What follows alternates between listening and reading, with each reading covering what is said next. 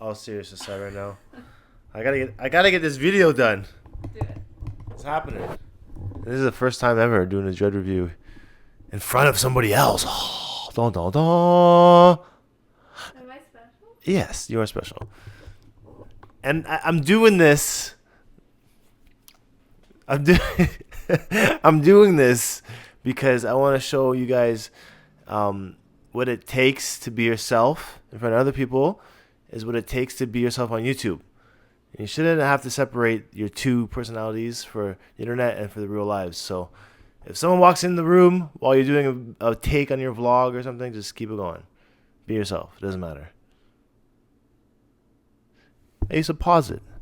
Anyways, I want to do this video here today. Bringing to you another dread review here on a Tuesday. And today's video is definitely on Lisa Bonet. Highly thought after individual in the Cosby Show. So make sure you stay tuned, stay subscribed. Because this is the best in this not locked content. Hey, the hell?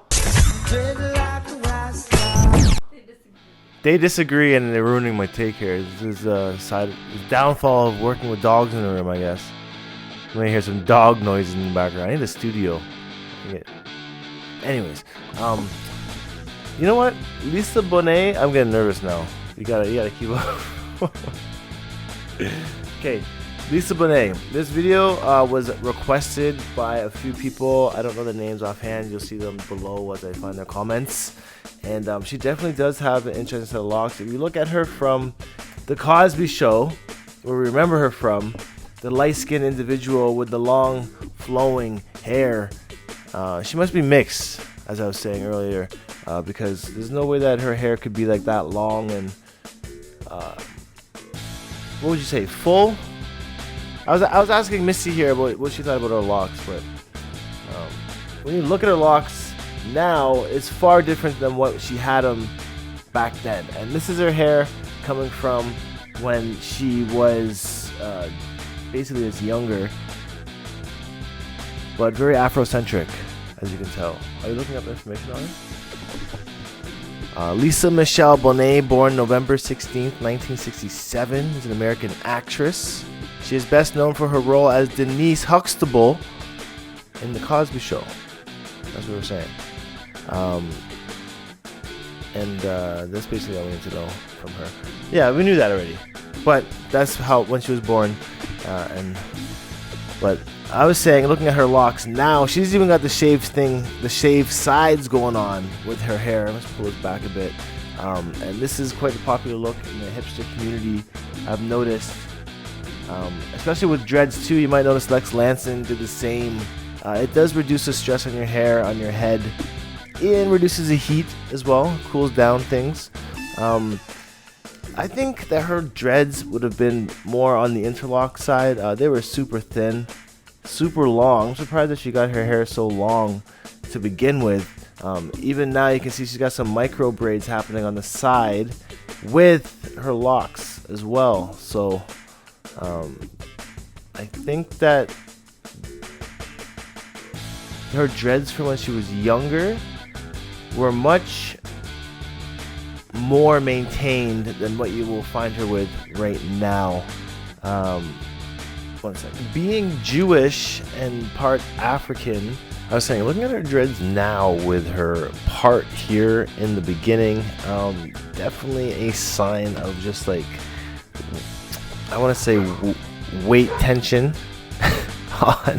Weight tension on her dreads. I personally don't like the part that comes here that can come between most people with dreads, but it is inevitable in some situations. It's not always going to be the case for everybody.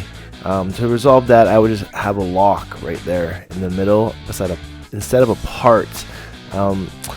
Again, here you can see that part in the front of her head. I mean, it works well with her because she is a female. I feel females have parts there a bit more naturally. Or maybe I'm just crazy. Maybe it just is okay to have a part there. I don't know what I'm talking about all the time, but with this photo here, we can actually see that her hair is like super lengthy. With her locks today, she is embracing the wispy tips. a lot more frequently, a lot less maintained. We can see as well. We can see a lot more looser flowing dreads opposed to the perfectly maintained interlocking twists that she would have had before. Exactly looking at this photo here. But don't get me wrong, like these locks are and were what were big like in the 90s.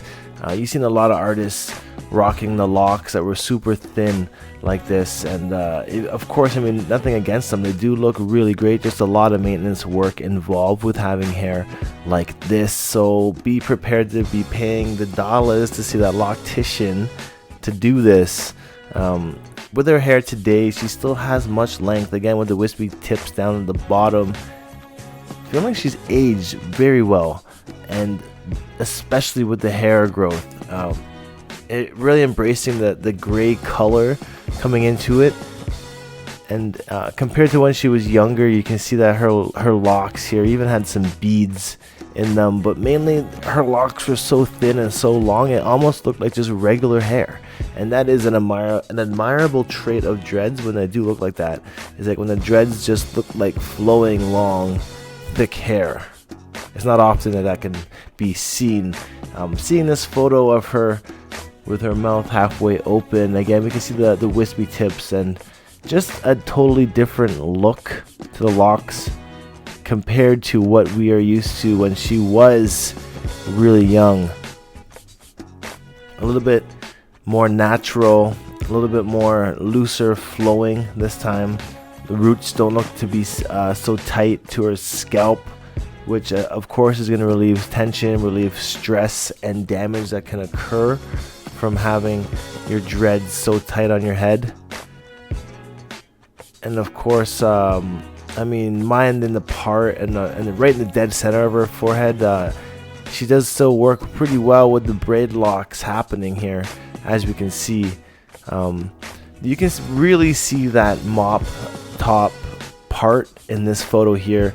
I just find it irks me sometimes to see a part directly in the center of the head, because it does look like a mop that's split down the middle. I'm sorry to say that, but it is.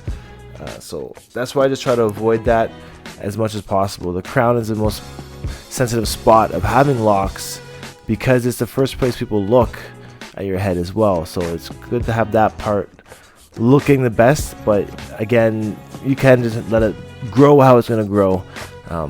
There's no shame in how she's rocking it. It does look great, and these are a great set of locks. So thank you for those who requested Lisa Bonet. I really appreciate it, and definitely, hopefully, you like this video and you stay tuned. So peace.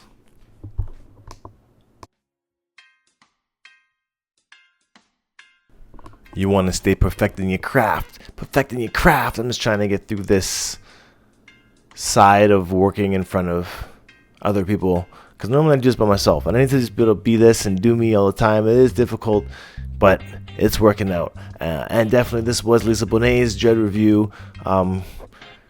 Changing the whole format as we go. You're gonna grow with me, so that's always fun side of this. And definitely leave a comment down below. Let me know what you guys thought of this video. Who do you guys want to see a dread review on next? I still have a whole list I gotta go through, but more importantly, I want to see some updates on some people, and some Freeform Fridays coming into play. So I'm gonna head out. Not Nation t-shirts coming out really soon. Stay tuned for that. And please go check out my vlog channel. New content every single day.